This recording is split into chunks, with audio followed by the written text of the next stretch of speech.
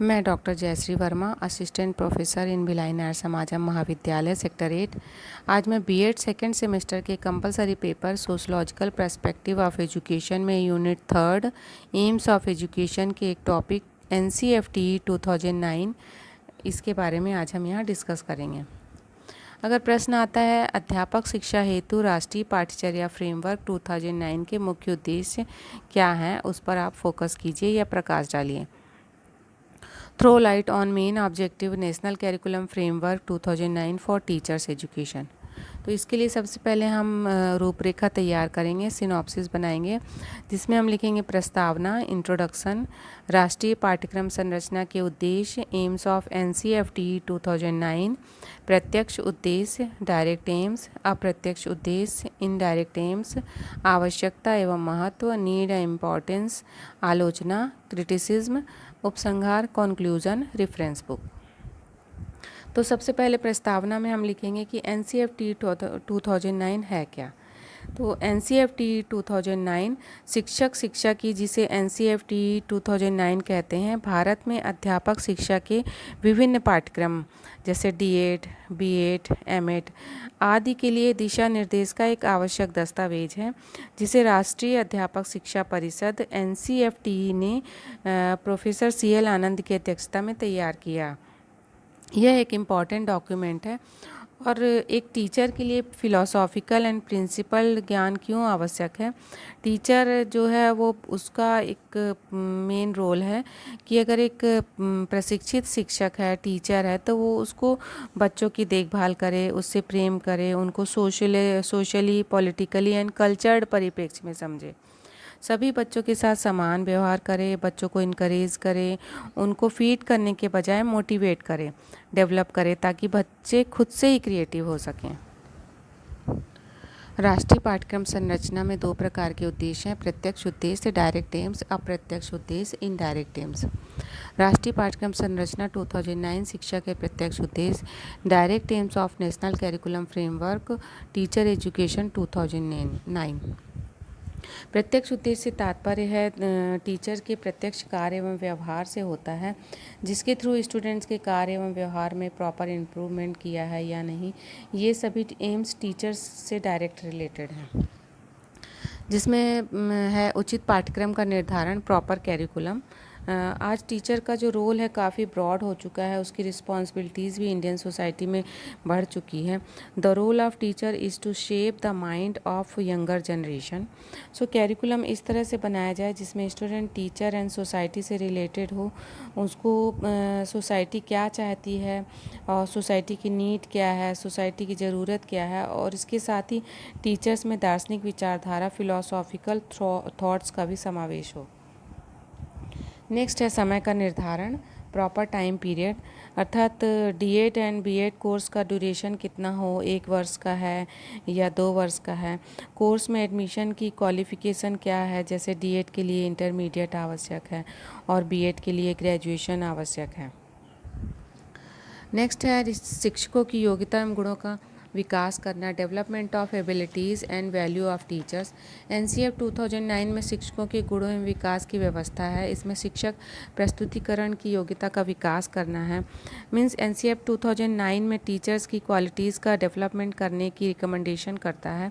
इसमें टीचर्स में presentation skills proper होनी चाहिए and help to develop subject knowledge and also motivate our student to do their best. Next है शिक्षकों का विकास एवं एक मनोवैज्ञानिक रूप में, डेवलपमेंट ऑफ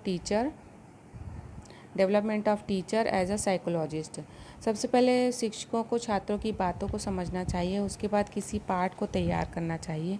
पाठ है जिस छात्र को समझ में आ रहा है, वो टॉपिक उसको समझ में आ रहा है, तो वो उनसे प्रश्न पूछेंगे, क्वेश्चनिंग करेंगे, अपनी जिज्ञासा या क्यूरियोसिटी को प्रश्न पूछ करके उसको ये पता चलेगा अगर स्टूडेंट प्रश्न पूछ रहे हैं और इस स्कूल को डेवलपमेंट करना। इन सारी स्थिति के बारे में टीचर्स में मनोविज्ञान के सभी सिद्धांत का ज्ञान होना चाहिए, साइकोलॉजिकल मेथड्स का नॉलेज होना चाहिए। राष्ट्रीय पाठ्यक्रम संरचना शिक्षक शिक्षा 2009 के अप्रत्यक्ष उद्देश्य indirect AIIMS of national curriculum framework for teachers education. अप्रत्यक्ष उद्देश्य से तात्पर्य है विकास की उस प्रक्रिया से होता है जब टीचर अपनी रिस्पॉन्सिबिलिटीज़ को पॉजिटिव वे में ऑर्गेनाइज करता है।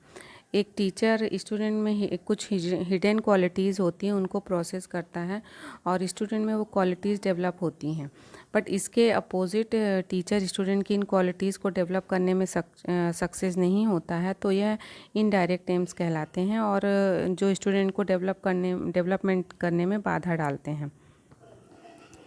इसमें पहला है छात्रों के सर्वांगीण विकास का उद्देश्य aims of all round development of students.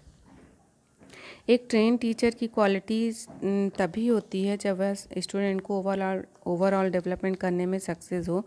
इस तरह से NCFT 2009 में इस तरह के कैरिकुलम को टीचर्स के लिए बनाया गया है जो कि इन क्वालिटीज़ को डेवलप करें जिसकी नीड स्टूडेंट को है, जिसके अकॉर्डिंग स्टूडेंट का ओवरऑल डेवलपमेंट हो सके।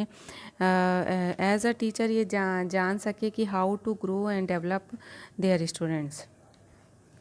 नेक्स्ट है बाल केंद्रित शिक्षा के उद्देश्य aims of child centred education. Child centred education से तात्पर्य है स्कूल में टीचर्स का कोई रोल नहीं है, वहाँ पर स्टूडेंट का मेन रोल है। NCFT 2009 के मेन एम्स है कि क्लासरूम में टीचर एक गाइड की तरह काम करता है और ओनली एक इंस्ट्रक्टर है। डिफरेंट टाइप्स ऑफ एक्टिविटीज़ के थ्रू स्टूडेंट्स सीखता है, जैसे प्ले वे मेथड और भी कई टेक्निक के अकॉर्डिंग टीचर्स उन क्वालिटीज़ को डेवलप कर रहे। चाइल्ड सेंटर्ड एजुकेशन कंसेप्ट को पूर्ण करता है। Project method, discussion method, observation method के थ्रू स्टूडेंट का ओवरऑल डेवलपमेंट करने की रिकमेंडेशन करता है। नेक्स्ट है उचित मूल्यांकन का उद्देश्य एम्स ऑफ प्रॉपर इवैल्यूएशन। उचित मूल्यांकन से तात्पर्य है टीचर एक न्यू टेक्निक का यूज़ करके इवैल्यूएट करे और ट्रांसपेरेंट इवैल्यूएशन को रिकमेंड करता है। स्टूडेंट में जो क्वालिटीज़ हैं उनको प्रॉपर वे में टीचर इवैल्यूएट करे। कई बार टीचर्स के द्वारा स्टूडेंट के प्रॉपर इवैल्यूएशन नहीं हो पाने से उनके अंदर कुछ क्वालिटीज़ है उसका डेवलपमेंट नहीं हो पाता है। NCFT 2009 में स्टूडेंट के प्रॉपर इवैल्यूएशन करने की गाइडलाइन बताई गई है जिसको टीचर उनके द्वारा न्यू टेक्निक का यूज़ करके उस मेथड को अपने इवैल्यूएशन टेक्निक में ला सकता है और इससे स्टूडेंट का एक ट्रांसपेरेंट इवैल्यूएशन हो पाता है। नेक्स्ट है तर्क चिंतन के विकास का उद्देश्य aims of development and logic and thinking. Logic and thinking NCFT 2000 में विभिन्न दार्शनिकों के थॉट्स को स्थान दिया गया है।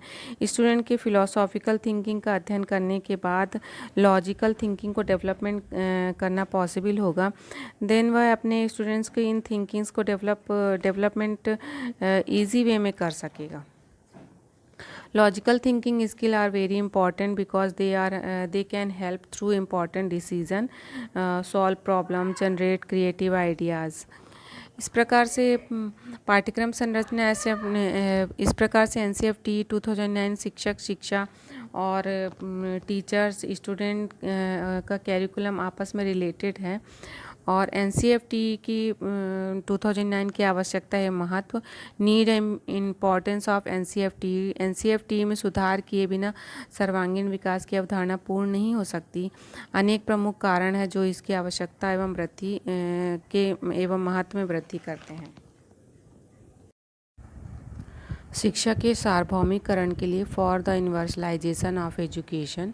शिक्षा के सार्वभौमिकरण से तात्पर्य है कि टीचर का जो एक इम्पॉर्टेंट रोल है और इस कैरिकुलम में टीचर के अंदर उन सभी क्वालिटीज़ का डेवलपमेंट करने का प्रावधान है जो एजुकेशन के लिए यूनिवर्सलाइजेशन के गोल को प्राप्त कर सके, उस लक्ष्य को प्राप्त करने में सहायता करती है। स्टूडेंट के प्रति पॉजिटिव बिहेवियर एजुकेशन लर्निंग को इंटरेस्टिंग बनाता है एवं एजुकेशन को प्लेवे मेथड से जोड़ना इस प्रकार एजुकेशन के यूनिवर्सलाइजेशन के लक्ष्य को प्राप्त करने के लिए यह कैरिकुलम इम्पॉर्टेंट है। नेक्स्ट है निःशुल्क एवं अनिवार्य शिक्षा for free and compulsory education. वर्तमान समय में गवर्नमेंट का ये ऑब्जेक्ट है कि 6 to 14 ईयर्स तक के बच्चों को free and compulsory education provide करना है। इसमें टीचर के लिए एक डिफ़िकल्ट टास्क है। NCFT 2009 में टीचर को टीचर्स जो है खुद को सोसाइटी से जोड़े एवं स्टूडेंट के साथ इंटरैक्ट करें एवं ऐसी स्किल्स का यूज़ करें जो समाज को एवं स्टूडेंट को जोड़ सके। इस प्रकार फ्री एंड कंपलसरी एजुकेशन की को इम्प्लीमेंट किया जा सके। नेक्स्ट है परिवर्तित समाज के लिए फॉर द चेंजिंग सोसाइटी। आज साइंस एंड टेक्नोलॉजी का युग है। वर्तमान समय में साइंटिफिक वैल्यू का इफ़ेक्ट है। NCFT 2009 में फॉर द चेंजिंग सोसाइटी के लिए हमें समाज को परिवर्तित करने के लिए इस तरह से हमें एनवायरमेंटल वैल्यू, साइंटिफिक वैल्यू और इकोनॉमिक वैल्यू, फिलोसॉफिकल वैल्यू और सोशल वैल्यू, मॉरल वैल्यूज़ से रिलेटेड कैरिकुलम में इंक्लूड किया गया है, जिससे फॉर द चेंजिंग सोसाइटी की कल्पना, एक परिवर्तित समाज की कल्पना को इफ़ेक्टिव किया जा सके। टोटल NCFT 2009 को देखने से हमें उसके बारे में ये पता चलता है कि आज के समय में किस तरह से हम उसको इम्प्लीमेंट कर पाएंगे इसको। तो जिस प्रकार NCFT 2009 में एक आइडियल टीचर की कल्पना की गई है, बट उसे एक्सप्लोर करना डिफ़िकल्ट टास्क है, बिकॉज़ आज की सोसाइटी की परिस्थितियाँ स्वार्थपरक हैं और एक आइडियल वर्ल्ड कल्पनाहीन लगता है। कंक्लूज़न में है, NCFT 2009 के ड्राफ्ट का विश्लेषण करने से स्पष्ट होता है कि बालक का विकास और शैक्षणिक उपलब्धि अध्यापकों की दक्षता, संवेदनशीलता और अभिप्रेरणा पर निर्भर होती है। गुणात्मक अध्यापक शिक्षा ही अध्यापकों को इस योग्य बना सकती हैं कि शिक्षा के उद्देश्य को प्राप्त किया जा सके। आई होप आप सभी को ये वीडियो पसंद आया होगा।